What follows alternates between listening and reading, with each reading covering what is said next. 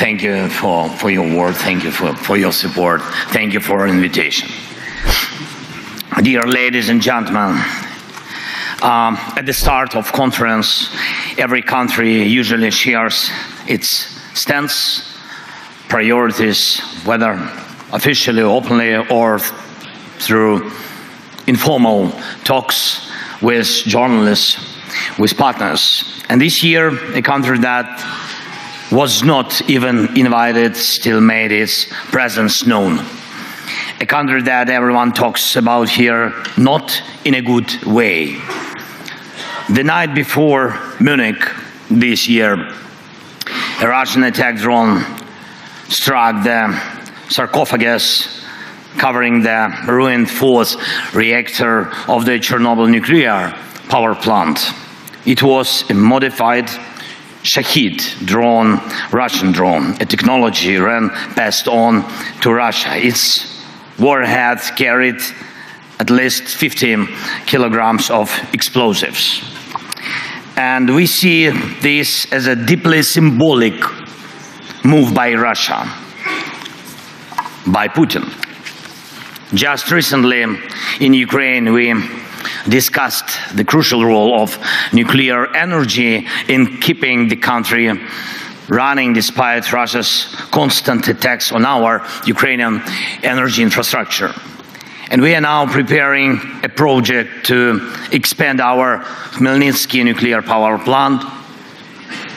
Just one day before the Munich, I was there on the plant, and with involvement from American businesses and including Westinghouse. The project will strengthen the energy security of not just Ukraine, but our entire region of Europe. And we also recently spoke with President Trump and his team about nuclear energy and Europe's largest nuclear power plant, our Zaporizhzhia plant, which is currently occupied by Russia. And Russia responded by sending a drone to hit Chernobyl's sarcophagus, which shows radioactive dust and debris. And this is not just madness. This is Russia's stance. A country that launches such attacks does not want peace. They don't want. It is not preparing for dialogue. Almost every day, Russia sends up to 100, even more, Shahed drones at us each day, and regular ballistic missile attacks, and a steady increase in aerial bomb strikes. But that's not all. This year, Moscow plans to create 15 new divisions, adding up to 150,000 soldiers. That's more than the national armies of most European countries. Russia keeps opening new army recruitment centers every week. And Putin can afford it. Oil prices are still high enough for him to ignore the world. And we have clear intel that this summer Russia plans to send troops to Belarus under the pretext of training exercises. But that's exactly how they staged forces before their full-scale invasion to Ukraine 3 years ago. Is this Russian force in Belarus meant to attack Ukraine? Maybe. Or maybe not. Or maybe it's meant for you. Let me remind you, Belarus borders 3 NATO countries. It has effectively become a foothold for Russian military operations. According to both Putin and Lukashenko, Belarus now hosts banned weapons, medium-range missiles, and even nuclear arms. Putin clearly sees Belarus as just another Russian province now. And we need to be realistic. If someone is setting up a military launch pad, we need to ask, what should we do about it? And more importantly, what can we do before the next attack, the next invasion? Remember, there have already been provocations on the Polish and Lithuanian borders with Belarus, migrant crisis staged by Russian intelligence to store up chaos in Europe. But what if next time it's not migrants? What if it's Russian troops or North Korean troops? Make no mistake, North Koreans are not weak. They are learning how to fight now, how to fight the modern war. And what about your armies? Are they ready? And if Russia launches a false flag operation or just straight up with no insignia from Belarus, like how Crimea got taken in 2014, how fast will the allies respond? And will they respond at all? Yesterday here in Munich, the US Vice President made it clear.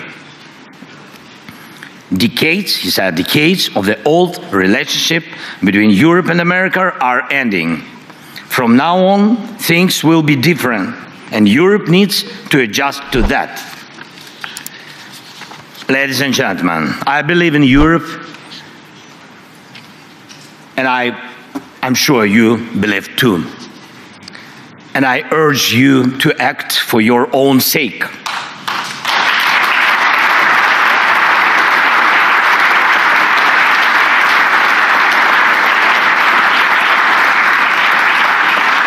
And for the sake of Europe, people of Europe, your nations, your houses, your children, and our shared future.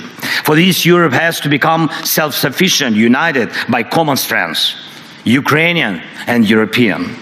Right now, Ukraine's army, supported by global aid, thank you so much, is holding back Russia. But if not us, then who will stop them? Really? Let's be honest, now we can't rule out the possibility that America might say no to Europe on issues that threaten it. Many leaders have talked about Europe that needs its own military, an army of Europe. And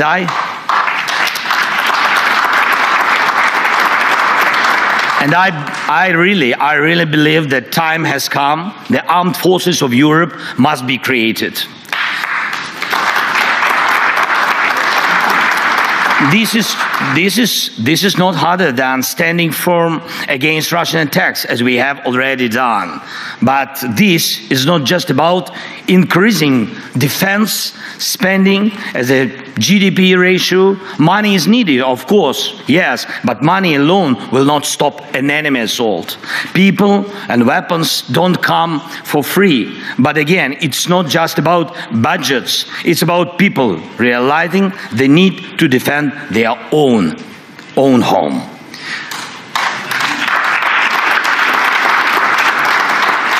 Without Ukraine's army, Europe's armies will not be enough to stop Russia. It's reality for today. Only our army in Europe has real modern battlefield experience. But our army alone is not enough too. And we need what you can provide: weapons, training, sanctions, financing, political pressure, and unity. 3 years of full-scale war have proven that we already have the foundation for a united European military force. And now, as we fight this war and lay the groundwork for peace and security, we must build the armed forces of Europe so that Europe's future depends only on Europeans, and decisions about Europe are made in Europe.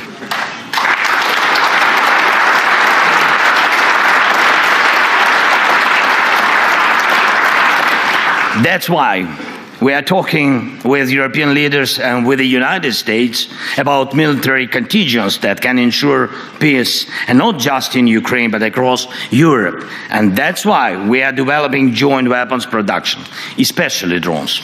Especially the Danish model, for example, of pooled investments for arms production in our country is already working well, very successful. Last year alone, thanks to Ukrainian and partners' efforts, we produced over 1.5 million drones of various types.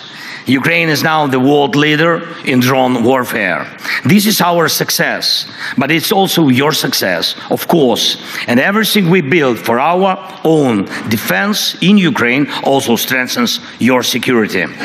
And the same should apply to artillery, air defense, technologies, and armored vehicles. Everything needed to protect lives in modern war should be produced in Europe fully. Europe has everything it takes. Europe just needs to come together and start acting in a way that no one can say no to Europe, boss it round or threat it like a pushover.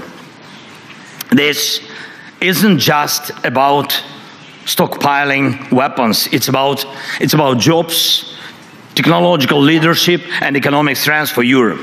Last fall, in my victory plan, I proposed replacing part of the US military presence in Europe with Ukrainian forces, if Ukraine is in NATO, of course. If the Americans themselves decide to go that way, decreasing their presence, it's not good. Of course, it's very dangerous, but we all in Europe need to be ready. And I started discussing this even before the US elections because I could see where American policy was heading. But America needs to see where Europe is heading. And this direction of European policy shouldn't just be promising, it should make America want to stand with a strong Europe. This is absolutely possible, I'm sure of it. And we must shape that course. Europe must decide its own future. We need confidence in our own strengths so that others have no choice but to respect Europe's power. And without a European army, that is impossible. Once again, Europe needs its own armed forces. And I know Mark Rutte, my good friend, is listening to me right now. And Mark, my friend, this isn't about replacing the alliance. This is about making Europe's contribution to our partnership equal to America's. And we need the same approach when it comes to diplomacy, working together for peace. Ukraine will never accept deals made behind our backs without our involvement.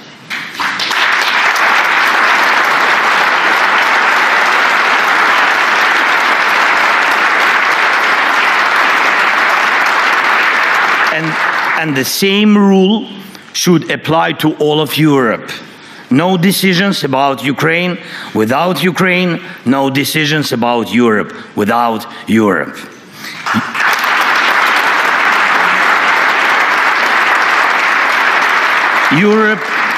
Europe must have a seat at the table when decisions about Europe are being made. Anything else is zero. If we are left out of negotiations about our own future, then we all lose. Look at what Putin is trying to do now. This is his game. Putin wants one-on-one talks with America. Just like before the war, when they met in Switzerland and looked like to carve up the world. Next, Putin will try to get the US president standing on Red Square on May 9th this year, not as a respected leader, but as a probe in his own performance. We don't need that. We need real success. We need real peace.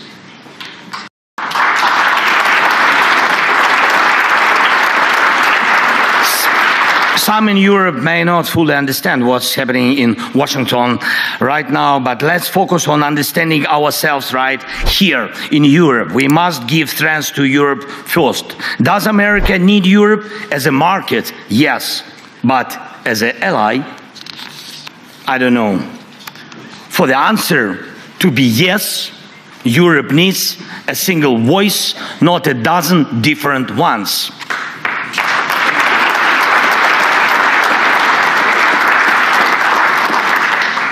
Even those who regularly come to Mar-a-Lago need to be a part of a strong Europe, because President Trump doesn't like weak friends. He respects strengths. Next, some in Europe may be frustrated with Brussels. But let's be clear, if not Brussels, then Moscow. It's your decision.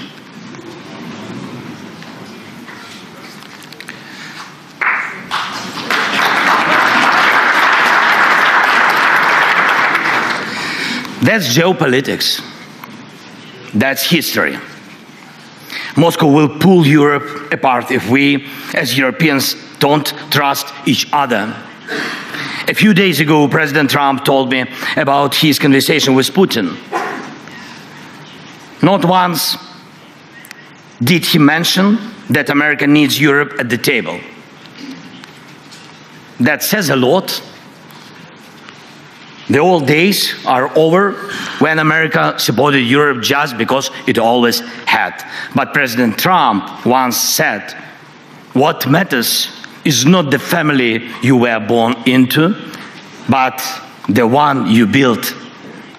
We must build the closest possible relationship with America, and yes, a new relationship, but as Europeans, not just as separate nations.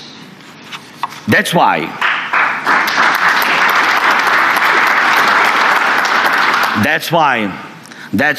we need a unified foreign policy, a coordinated diplomacy, the foreign policy of common Europe, and let the end of this war be our first shared success in this new reality. And we are already working to make sure that on February 24th, the 3rd anniversary of Russia's full-scale invasion, we can gather together in Kyiv and online.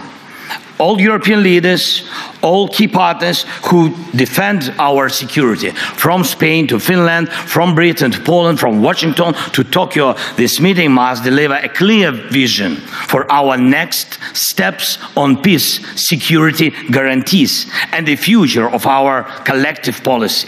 And I do not believe in security guarantees without America. Yes, it will be just weak. But America will not offer guarantees unless Europe's own guarantees are strong. And I also will not take NATO membership for Ukraine off the table. But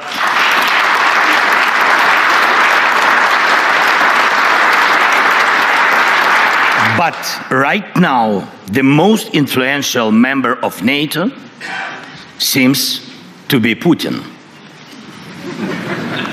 because his whims have the power to block NATO decisions.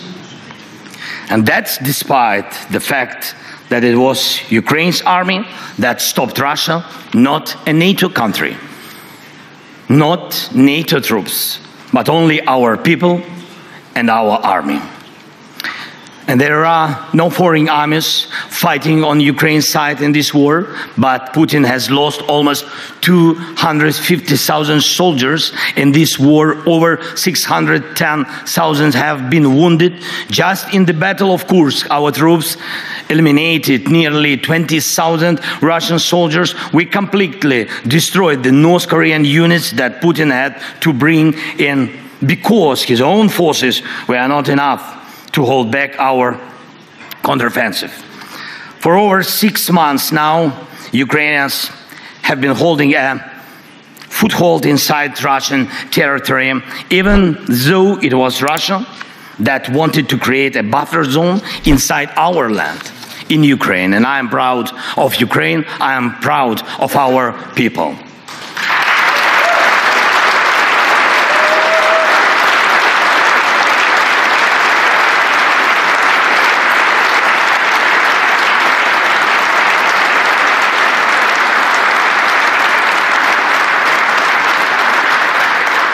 But now I ask you, each of you, to honestly answer this question. If Russia came for you. Could your army fight the same way? I don't want anyone to ever have to find out, God forbid. That's why we are talking about security guarantees. And that's why we believe that the core of any security guarantees for Ukraine must be NATO membership. Or if not that, then conditions that allow us to build another NATO right here in Ukraine. Because at some point there will be a border between war and peace. Where that border is drawn and how strong it is up to us. My proposal: Ukraine's eastern border, Belarus eastern border, the eastern borders of the Baltic states, Finland's eastern border. That is the strongest security line for all of us in Europe, because that is the line of international law.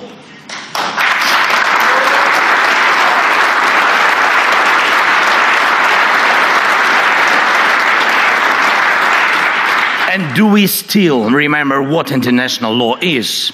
Let's be honest, international law, these two words already sounds a bit outdated, but I believe that Europe's mission is to make sure international law still matters. And finally, one last point. What security guarantees can Putin offer? Before the war, many doubted whether Ukraine's institutions could withstand Russian and Putin's pressure, but in the end, it was Putin who faced an armed rebellion from within. He was the one who had to defend his own capital from his own warlords. That alone shows his weakness. So what happens to the million Russian troops currently fighting in Ukraine? Where they gonna fight if not in Ukraine? This is why we cannot just agree to a ceasefire without real security guarantees, without pressure on Russia, without a system to keep Russia in check, to fight us. Putin pull troops from Syria, from Africa, from Caucasus, even from some part of Moldova. And right now, he faces a shortage of fighting forces. And if this war ends the wrong way, he will have a surplus of battle-tested soldiers who know nothing but killing and looting. And that is yet another reason why this war cannot be decided by just a few leaders. Not by Trump and Putin, not by me and Putin, not by anyone here in Munich sitting down with Putin alone. We must apply pressure together to make real peace.